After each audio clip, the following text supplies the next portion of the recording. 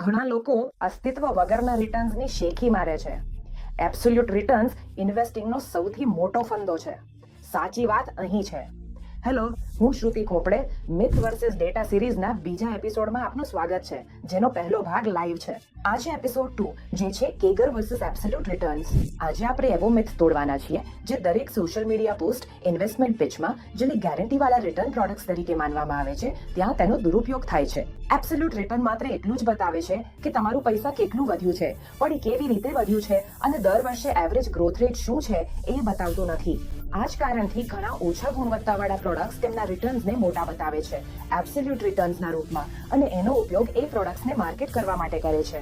આને આપણે એક સરળ ઉદાહરણથી સમજીએ. ધારો કે તમે એક માર્કેટ લિંક પ્રોડક્ટમાં 1 લાખ રૂપિયા રોકાણ કર્યા છે, તો 3 વર્ષ પછી એ રૂપિયા 1 લાખથી વધીને 1,60,000 થઈ ગયું છે. જો આપણે એબ્સોલ્યુટ ટર્મ્સમાં વાત કરીએ તો આ 60% રિટર્ન છે. તો લોકો તરત જ વિચારે છે કે વાહ, 60% રિટર્ન છે એટલે કે આ તો એફડી કરતા પણ વધારે રિટર્ન આપે છે. પણ જો હવે આપણે આને CAGR લેવલ પર જોશું તો સાચી તસવીર અહીં દેખાય છે.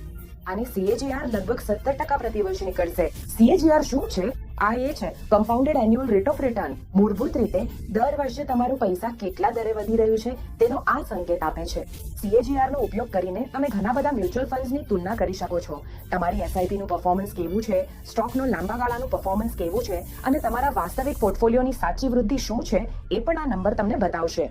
અને સૌથી મહત્વપૂર્ણ, CAGR તમને ઇન્ફ્લેશન એડજસ્ટેડ રિટર્ન્સ વિચારવામાં મદદ કરે છે. જેમ કે છેલ્લી એપિસોડમાં મેં કહ્યું હતું કે શ્રેષ્ઠ રોકાણ વિશે એક વધારાનું લક્ષણ એ છે કે તે મહામૂલ્ય વધારાને પણ હરાવી શકે. તો તમે કેટલો વધારાનો રિટર્ન કમાઈ રહ્યા છો મહામૂલ્ય વધારા કરતા વધુ, એ તમે સરળતાથી CAGR નો ઉપયોગ કરીને તુલના કરી શકો છો. આ કારણે SEBI, AMFI અને ઘણા બધા મ્યુચ્યુઅલ ફંડ્સ પણ પોતાની ફેક્ટ શીટમાં CAGR જ પ્રકાશિત કરે છે, સીધા એબ્સોલ્યુટ રિટર્ન્સ બતાવવાને બદલે. કારણ કે CAGR એ રિટર્ન્સના દ્રષ્ટિકોણે યોગ્ય, સરખાવવા યોગ્ય અને માનક માપદંડ છે.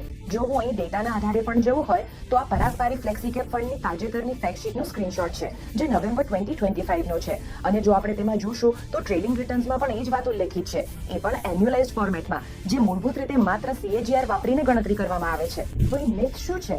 એબ્સોલ્યુટ રિટર્ન્સ હંમેશા સારા હોય એ જરૂરી નથી, અને એબ્સોલ્યુટ ટર્મ્સમાં રિટર્ન્સ જોવું પણ જોઈએ નહીં, ખાસ કરીને રોકાણના મામલે. CAGR તમને બતાવશે કે તમારું રોકાણ વાસ્તવમાં કેવી રીતે પરફોર્મ કરી રહ્યું છે અને મહામૂલ્ય વૃદ્ધિ મોંઘવારીને હરાવી શકે છે કે નહીં. આગામી એપિસોડમાં આપણે દરેક એસેટને અલગથી લઈશું, એસેટ બાય એસેટ જઈશું અને તેના આસપાસ જે મિથ્સ છે એ અહીં આગળ જઈને તોડવાનો પ્રયાસ કરીશું. એટલે ચેનલ સાથે જોડાયેલા રહો, અને અમે ત્રીજો એપિસોડ લઈને આવશું, જે છે શું સ્ટોક માર્કેટ જુગાર છે?